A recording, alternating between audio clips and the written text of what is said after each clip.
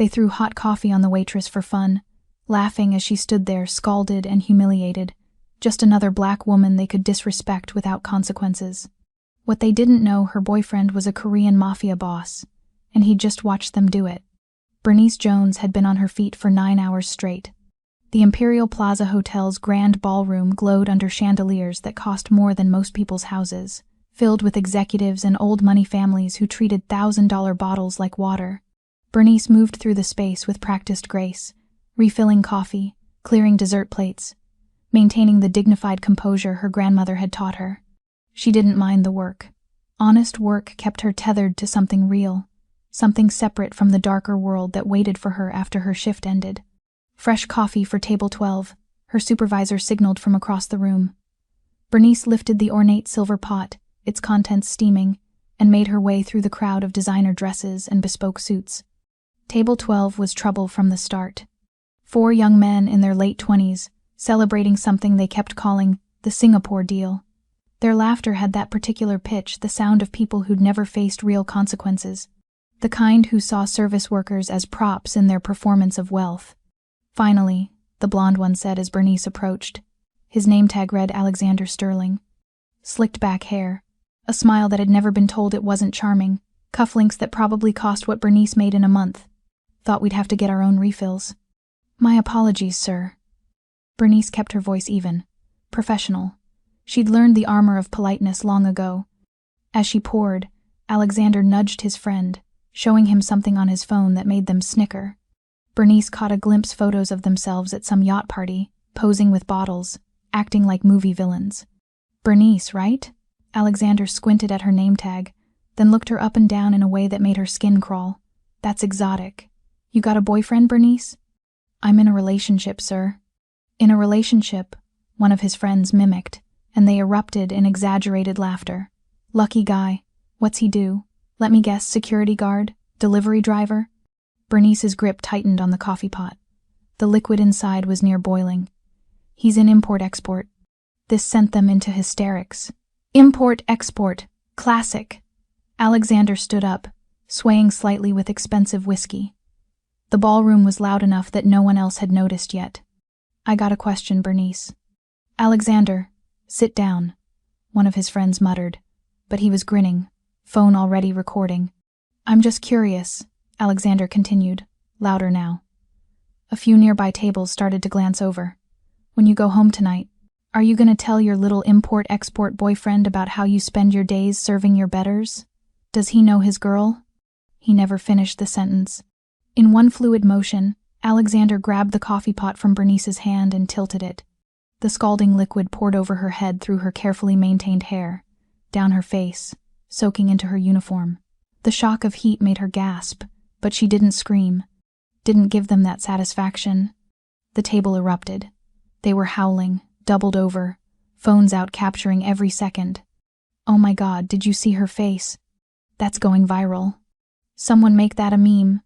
Bernice stood perfectly still as the coffee dripped from her chin onto the imported marble floor. The pain was distant now, secondary to something colder crystallizing in her chest. She didn't cry, didn't curse. She simply looked at them with an expression that made Alexander's laughter falter. For just a split second, something in her eyes that suggested he'd made a calculation error he couldn't yet comprehend. Then her gaze shifted, just slightly, to the edge of the ballroom. Kim Tae-jun stood near the bar, a glass of whiskey untouched in his hand. He'd arrived early to surprise her at the end of her shift. Impeccably dressed in a black suit that whispered power, his expression was perfectly controlled except for his eyes. Those dark eyes had gone absolutely arctic. He hadn't moved, hadn't said a word. But something in the air changed, like the temperature had dropped 10 degrees. Bernice met his gaze. A silent acknowledgement passed between them. They don't know, her expression said. They will, his answered. Alexander and his friends were still laughing, still recording, completely oblivious to the elegant man by the bar whose absolutely still posture marked him as the most dangerous person in the room. Bernice turned without a word and walked toward the staff exit, her dignity intact despite the coffee staining her skin. Behind her, Tae-jun finally moved, setting down his glass with deliberate care and pulling out his phone. By the time Alexander Sterling stopped laughing, His life as he knew it had approximately 72 hours left. The penthouse was silent when Bernice arrived, but she knew Taejun was already there. She could always feel his presence, that particular quality of stillness that came from a man who'd made violence into an art form. She found him in the living room, standing by the floor-to-ceiling windows overlooking the city. He'd removed his jacket. His phone sat on the glass table beside a manila folder that hadn't been there this morning. "Sit," he said quietly, not turning around. Bernice moved to the leather sofa, her scalded skin still throbbing beneath the hurried first aid the hotel manager had administered, before sending her home with profuse apologies and a check she'd ripped up in the elevator. Taejun crossed to her with a medical kit she hadn't noticed, kneeling before her with a grace that belied his reputation. "Let me see." His fingers were gentle as he tilted her face toward the light, examining the reddened skin along her hairline and cheek. His jaw was set so tight she could see the muscle jumping beneath his skin. He worked in silence, cleaning the burns with expert precision. This wasn't the first time he'd tended to injuries, his own or others, but his hands trembled slightly as he applied the cooling gel to her face. The only sign of the fury she knew was building inside him. "It's not that bad," Bernice said softly. "Second degree at worst. It'll heal. It will scar." His voice was flat, factual, and somehow that was worse than if he'd shouted. He continued his ministrations with ritualistic care, wrapping gauze around her forearm where the coffee had soaked through her sleeve. Each movement deliberate, almost ceremonial. When he finished, he remained kneeling before her, his hands resting on her knees. Finally, he looked up, and Bernice saw something in his eyes that made her chest tighten. Not just rage, though, that was there, burning cold and absolute, but pain, raw, undisguised pain. "They hurt you," he said, voice barely above a whisper. "In public. For entertainment. Taejun, do you know what that means?" He stood abruptly, crossing to the table and picking up the folder. "In my world, there are rules. Old rules. Myeonmok face, honor, the respect that cannot be compromised. An insult to my woman is an insult to me, and insults to me are answered with blood." He opened the folder, laying out photos across the table. Alexander Sterling, his 3 friends, addresses, family trees, financial records, already compiled, already analyzed. "Ju-won sent this 30 minutes ago," Taejun continued, his voice taking on that particular calm that meant someone was about to suffer. "Alexander Sterling, 28. Trust fund child. His father owns Sterling Global Properties, commercial real estate across 12 countries. The others are the same. Wealthy. Connected. Untouchable." He turned to face her fully, and Bernice saw the man who'd built an empire in the shadows, who'd climbed over bodies to reach the top of the Korean underworld's hierarchy. They think their money makes them gods. They think there are no consequences because there never have been. He moved toward her again, cupping her bandaged face with both hands. "They burned you, Bernice. They humiliated you. They laughed. What are you going to do?" Something flickered in his expression, not quite a smile. "Too cold for that. In the old days, I would have had them in a warehouse within the hour. By morning, their families would have been identifying bodies." He pressed his forehead to hers, careful of her injuries. "But you've made me better than that. More patient, more creative." He pulled back, and now his eyes held a calculated darkness that Bernice recognized. This was the man who'd orchestrated hostile takeovers of rival organizations without firing a single shot. Who'd bankrupted competitors through legal channels before crushing what remained in the shadows. "I'm going to take everything from them," Taejun said simply. "Their money, their status, their futures, and I'm going to make sure they know exactly why it's happening. By the time I'm finished, Alexander Sterling will understand that the cost of a $5 cup of coffee was his entire world." He kissed her forehead gently, a stark contrast to the promise of destruction in his words. "No one touches what's mine. No one." Ju-won arrived at dawn, carrying a leather briefcase and the particular expression he wore when he'd found someone's weakness. He'd been Taejun's strategist for 15 years, turning the Jopak boss's instinct for violence into surgical precision. "Alexander Jonathan Sterling," Ju-won began, spreading documents across Taejun's desk like a prosecutor building a case. 28 years old, Princeton dropout, 3 DUIs expunged from his record. His father paid $200,000 to make a sexual assault allegation disappear in 2021. Taejun studied the photographs, Alexander at charity galas, yacht parties, celebrity events, always with that same entitled smirk, always surrounded by people who looked just like him. Born into wealth, raised to believe consequences were for other people. The family fortune, Ju-won continued, pulling up a financial chart on his tablet. Sterling Global Properties. 63 commercial buildings across Asia, Europe, and North America. On paper, they're worth $1.8 billion. In reality, he smiled thinly. It's a house of cards built on over-leveraged debt and shell company financing. The Singapore deal they were celebrating, it's their last desperate play to stay solvent. Weaknesses, everything. Ju-won's fingers danced across the screen, highlighting vulnerabilities. The sole property is financed through Hanmi Bank, where we have 3 board members in our pocket. Their London acquisition used laundered Russian money that MI6 would be very interested in. The Panama holdings? Constructed with materials from our competitor's supply chain. 1 inspection report away from condemnation. Taejun leaned back, fingers steepled. The son's friends? Marcus Chen family owns Chen Medical Supply. FDA violations waiting to be discovered. David Rothstein hedge fund manager. Insider trading evidence we acquired last year. James Whitmore III, his family's pharmaceutical company, has been diluting cancer medications. We have the lab reports. You've been busy. You pay me to be thorough. Ju-won closed the tablet. The question is approach. We could move quickly, crash their stock, trigger the investigations, force bankruptcy within a month. Or, slowly, Taejun interrupted, his voice carrying the cold patience of a predator. I want them to feel it happening. Every morning they wake up, something else should be gone. A contract falls through, a partner pulls out, a loan gets called in. I want Alexander Sterling to watch his father's empire crumble and know, with absolute certainty, that it started the moment he poured that coffee. Ju-won nodded, already making notes. Elegant destruction, my specialty. No bodies, Taejun continued, standing and moving to the window where the city sprawled below like a game board. No violence that can be traced. No evidence that points to us. This must look like natural business failure. Market forces. Unfortunate timing. He turned back, and his smile was colder than his rage had been.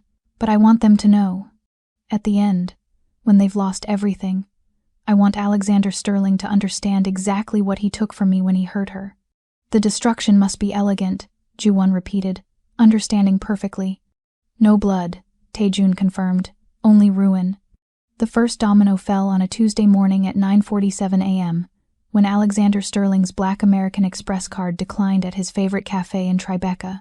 He laughed it off, used another card, assumed it was a system error. By noon, all 5 of his cards had been frozen. There must be some mistake. Alexander told the private banker his father kept on retainer, his voice still carrying that casual confidence of someone who'd never been told no. Run them again. Mr. Sterling, it's not the cards. The banker's voice had lost its usual obsequious warmth. The IRS has initiated a comprehensive audit of your trust fund. All accounts are frozen pending investigation. It's highly unusual. The paperwork is immaculate. 3,000 miles away, Taejun received the confirmation with a slight nod. The IRS auditor in question had gambling debts that mysteriously disappeared the same day he'd agreed to expedite Alexander's case. Not illegal, just fortuitous timing. By Wednesday, Sterling Global Properties lost its anchor tenant in the Seoul building. Samsung suddenly invoked an obscure contract clause, allowing early termination. The clause had been buried on page 47 of the lease, dormant for 6 years until Hanmi Bank's legal team discovered it during a routine review that wasn't routine at all. It's just bad luck, Alexander's father told the board of directors, though his hands shook as he said it. Market fluctuations. We'll recover. Thursday brought worse news. The Singapore deal, the massive commercial development that would have saved the company, collapsed when their primary investor, a Taiwanese conglomerate, abruptly withdrew. Something about unforeseen complications and risk assessment concerns. The Taiwanese CEO never mentioned the courtesy call he'd received from a Korean associate, or the photographs of his mistress that had been politely returned to him with assurances they'd remain private as long as certain business relationships were reconsidered. Alexander felt the first real flutter of panic when his penthouse landlord called Friday afternoon. The building had been sold to a new property management company. They were exercising their right to non-renewal. He had 90 days to vacate. He didn't know the new property management company was owned by a subsidiary of a subsidiary that traced back to one of Taejun's legitimate business fronts. The paper trail was clean, legal, impossible to challenge. "This is insane," Alexander told his friends over drinks that night, though Marcus had to cover the tab because Alexander's accounts were still frozen. "It's like someone's targeting us." "Paranoid much?" David laughed, but it sounded forced. His hedge fund had received a surprise SEC inquiry that morning. Nothing serious yet, just questions. Very specific questions. By Saturday, Alexander's Instagram, where he'd posted the video of Bernice with the caption, "When you're too hot to handle," had been reported so many times for harassment that his account was suspended pending investigation. In his penthouse across the city, Taejun watched the social media storm with cold satisfaction. The video had gone viral, but not the way Alexander intended. Activists had found it. Lawyers had found it.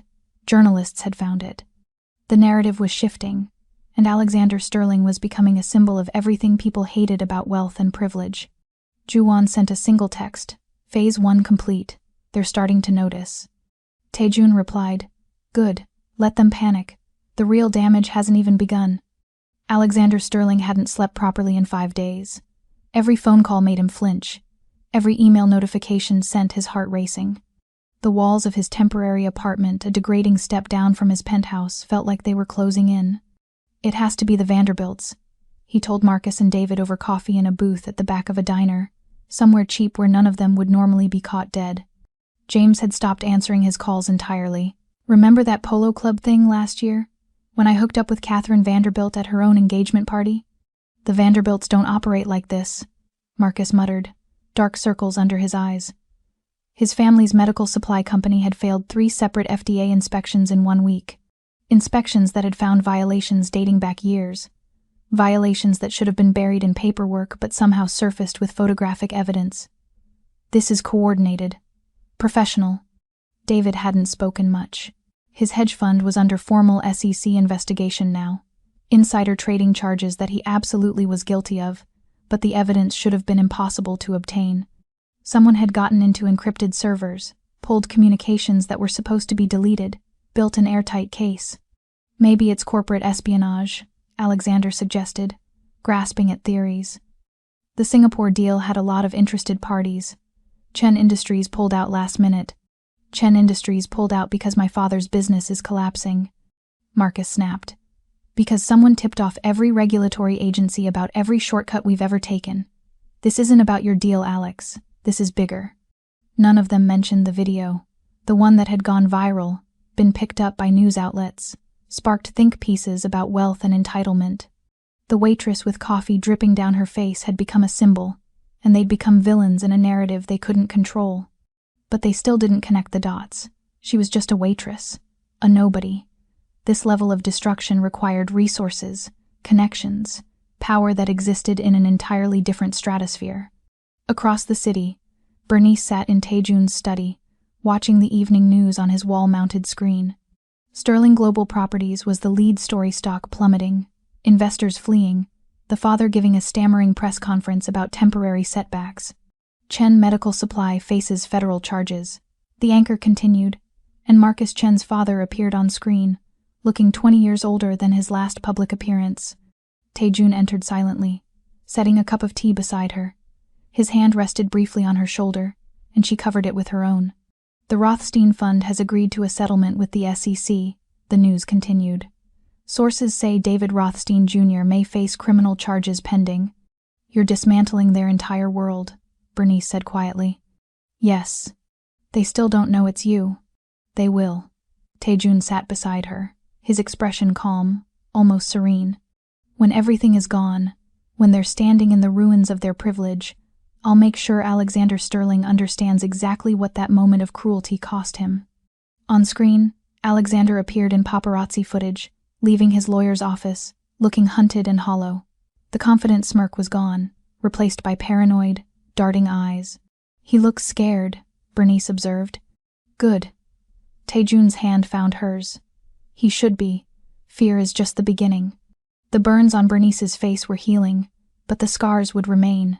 Light, barely visible, but permanent. She touched them absently as she watched the men who'd marked her unravel on national television. She should have felt satisfaction. Instead, she felt something colder. The understanding that she'd crossed a threshold she couldn't return from. The man beside her had weaponized his empire for her dignity, and there was no putting that power back in its box. "How much further?" she asked. Taejun smiled, and it didn't reach his eyes. "We're only halfway done." Bernice found Taejun in his private office at 3 a.m, surrounded by documents and surveillance photos. He looked like he hadn't slept, though his suit remained perfectly pressed, his appearance immaculate as always. Control, even in obsession. "Ju-won says Marcus Chen's father had a heart attack today," she said from the doorway. "He's in critical condition." Taejun didn't look up from the papers. "He'll survive. The ambulance arrived in 4 minutes. I made sure of it." "You made sure?" Bernice stepped into the room, closing the door behind her. "Taejun, you're monitoring their medical emergencies now?" "I'm monitoring everything." He finally met her eyes, and she saw something burning there that worried her. Not rage anymore, something colder, more consuming. Purpose without limit. "The father's collapse was natural, stress-induced, but I won't have deaths complicating the operation." "The operation?" Bernice moved closer, her reflection catching in the window behind him. The scars on her face were fading but visible in certain light. A permanent reminder. "That's what this is to you now? An operation?" "It's justice. It's becoming something else." She sat on the edge of his desk, forcing him to look at her. "I see it in you. That look you get when you're in too deep, when the vendetta becomes more important than the reason you started." Taejun's jaw tightened. "They hurt you, and you've destroyed them for it. Their businesses are ruined. Their reputations are shattered. Alexander Sterling is living in a studio apartment and can't get a job at Starbucks because his face is synonymous with entitled cruelty." She reached for his hand, holding it between both of hers. "I'm not asking you to stop. I know you can't. It's not who you are, and I've accepted that. But I'm asking you to control it." "Control." He said the word like it tasted bitter. "My dignity doesn't require their deaths, Taejun. It requires accountability. It requires them to understand what they did and live with that knowledge every single day." She touched his face, making him focus. "If bodies start appearing, this becomes about you and your power. I become a footnote. But if you take everything else, their money, their status, their futures, and leave them breathing, that's a different kind of punishment. That's Yonjoda. Permanent." She'd used the Korean word deliberately. Something shifted in his expression. The fever pitch of his obsession cooled slightly, redirected by her logic. This was why they worked. She could reach the part of him that still calculated instead of just destroyed. "No deaths," he said finally. "But everything else is forfeit." "Everything else," Bernice agreed. "Alexander Sterling will live long enough to understand exactly what he lost and why. He'll spend decades knowing that one moment of cruelty cost him his entire future." Taejun pulled her closer, his forehead resting against hers. "But he will live.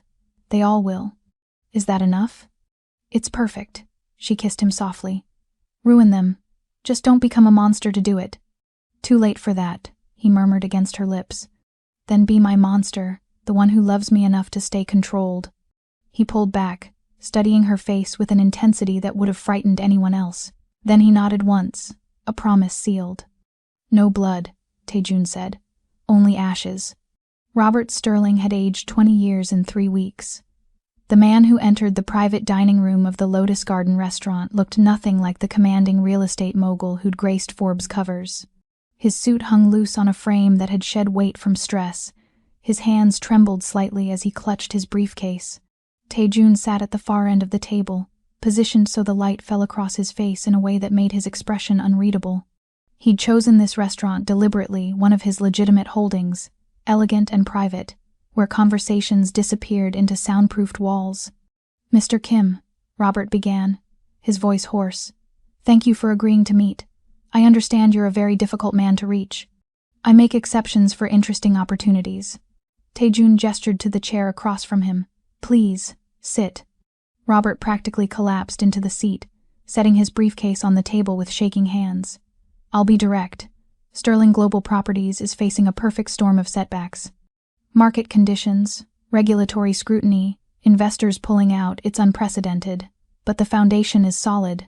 With the right capital infusion, we can weather this and emerge stronger. How much? 50 million. Robert pulled out projections, spreadsheets, documents that Tae-jun didn't bother looking at. Full partnership terms, priority returns, seat on the board. You'd essentially own 40% of a company that, once recovered, will be worth— Why me? Tae-jun interrupted, his tone polite but cold. Robert hesitated. You have a reputation. Someone who can move money quickly, who has connections that can smooth certain difficulties. I'm not naive about who you are, Mr. Kim. But I'm desperate. Desperate men make poor partners. Desperate men are honest. Robert leaned forward. I have 300 employees whose livelihoods depend on this company. I have investors, commitments, projects half completed across 12 countries. I'm not asking for charity. I'm offering you a legitimate business opportunity. Tae-jun pulled out his phone, tapped the screen, and turned it toward Robert. The video played Alexander laughing, the coffee pot tilting, Bernice's face as the scalding liquid poured over her, the son's voice, when you're too hot to handle. Robert's face went white. That's my son. That video, it went viral. He made a terrible mistake. But, do you know who that woman is? Tae-jun's voice remained perfectly calm, but something in the room shifted, grew colder. A waitress. Alexander apologized. We offered her compensation, medical expenses. She's mine. The words hung in the air like a death sentence. Robert's mouth opened, closed, opened again. Understanding dawned slowly, horribly. Your son didn't just humiliate a waitress, Mr. Sterling. He declared war on me. In my world, we have a concept myeonmok.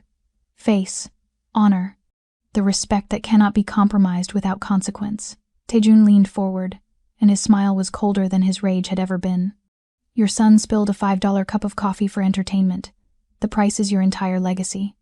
Please, Robert's voice cracked. He's young, stupid. He didn't know.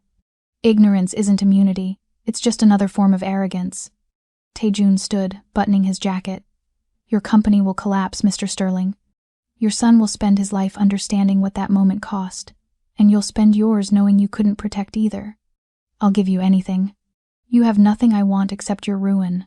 Tae-jun paused at the door. It's already paid, in myeonmok. The text message came from a blocked number. Your father needs you. Warehouse District, Pier 47.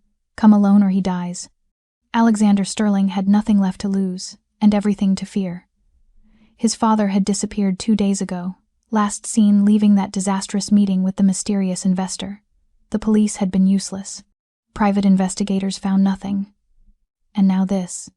He arrived at the abandoned warehouse just after midnight, his hands shaking as he pushed open the rusted door. The space inside was surprisingly clean, well lit by portable work lights that cast harsh shadows across concrete floors. And there, in the center, sat a single chair facing a camera on a tripod. Behind it stood a man Alexander had never seen before, but somehow recognized instantly.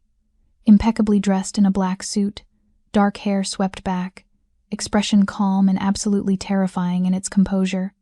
Mr. Sterling, Tae-jun said pleasantly. Please, sit. We have business to conclude. Where's my father? Alexander's voice cracked. The message said, Your father is at home, safe, probably drinking himself into oblivion over his failures. Tae-jun gestured to the chair. The message was a courtesy. I could have simply had you taken, but I wanted you to come willingly. To understand you still have choices, even now. 2 men appeared from the shadows, not threatening, just present. A reminder that leaving wasn't one of those choices. Alexander sat. His bravado, his entitlement, everything that had defined him, had been stripped away over the past month, leaving behind a hollow, frightened shell. Tae-jun pulled out a tablet, tapped the screen, and turned it toward Alexander. His father's voice filled the warehouse. The complete financial collapse of Sterling Global Properties can be traced directly to a single incident. My son Alexander assaulted a young woman at the Imperial Plaza Hotel. That woman had connections I didn't understand until it was too late. Everything we've lost, the investors, the contracts, the regulatory scrutiny, it's retribution for my son's cruelty. This isn't market forces. This is justice. Alexander's face went gray. You made him. I made him tell the truth, Taejun corrected. Your father finally understands cause and effect. Now it's your turn. He gestured to the camera. You're going to record a statement. You'll detail exactly what you did that night, the coffee, the humiliation, the laughter. You'll name your friends who participated. You'll apologize with specificity and sincerity, and you'll acknowledge that every consequence you faced was earned. And if I refuse? Then this recording of your father's confession goes to every media outlet, every investor, every business partner he has left. The Sterling name becomes permanently synonymous with racial violence and corporate corruption. Taejun's smile was knife-sharp. Or you take responsibility, and your father gets to fade into obscurity with some dignity intact. You're destroying my life either way. Yes, but you get to choose how. Taejun pressed record on the camera. Your life or your father's legacy. Decide. Alexander stared at the red light, understanding finally crystallizing. The waitress, the man watching from the bar, the systematic destruction of everything he'd ever known. He'd spilled coffee on a Mafia boss's girlfriend and laughed about it. My name is Alexander Sterling, he began, his voice hollow. On October 15th, I committed an act of cruelty. Taejun watched impassively as Alexander dismantled himself on camera, word by word, truth by truth. This recording would follow him forever, every job application, every background check, every attempt to rebuild. When it was finished, Taejun stopped the recording and pocketed the device. That's it? Alexander asked. I'm free to go? You were never not free, Mr. Sterling. That's the lesson. You're free to live with what you've done, free to face every consequence, free to understand that actions have weight. Taejun turned toward the door. You're just no longer free from accountability. The penthouse was quiet when Bernice arrived, the city lights sprawling below like scattered diamonds. Taejun stood by the window, his familiar position, the place he went when making decisions that would alter lives. He turned when he heard her footsteps, and something in his expression made her pause. It's done, he said simply. Alexander's confession will be released tomorrow morning, controlled leak to 3 major outlets. By noon, the story will be everywhere, not as a viral joke, but as a cautionary tale. The others are facing their own reckonings. Legal, professional, social. Nothing that can be traced to me. Bernice set down her bag, studying his face. You don't look satisfied. I'm not sure satisfaction is what I feel. He crossed to the bar, poured 2 glasses of whiskey, handed her one. I destroyed 4 families to restore your dignity. Bankrupted companies, ended careers, ensured that everyone involved will spend years, maybe decades, recovering from one moment of cruelty. He paused. And I'd do it again without hesitation. That's what concerns me. Taejun, let me finish. He set down his glass. You've been with me for 3 years. You know what I am, what I do. But you've kept yourself separate from the worst of it. Working at the hotel, maintaining your independence, living in both worlds. His eyes met hers. That separation is gone now. What I did for you, what I'm capable of, you can't unknow it. And I won't pretend the danger isn't real. Bernice felt her heart hammering. What are you saying? I'm saying I'll give you a choice I've never given anyone. Taejun moved closer, his voice steady but his eyes betraying emotion he rarely showed. I can set you up anywhere in the world. New identity, financial security, protection from a distance.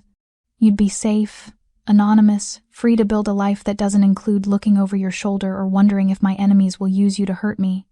Or you stay, fully in this world, fully with me, understanding that my protection is absolute but so are the risks. There's no middle ground anymore, Bernice. You're either completely in or completely out. She should have needed time to think, should have weighed the options, considered the implications.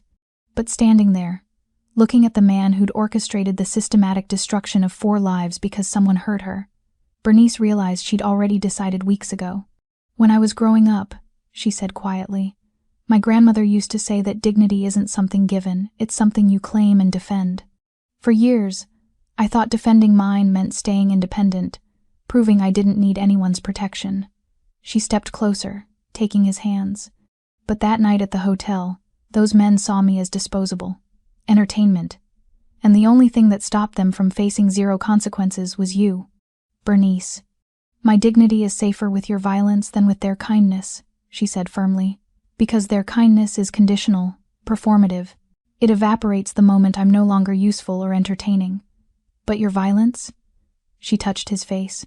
Your violence says I matter, that harming me has consequences, that I'm not disposable. You understand what you're choosing? The danger, the moral complexity, the fact that I'll never be anything other than what I am? I'm choosing you, Bernice said. All of it.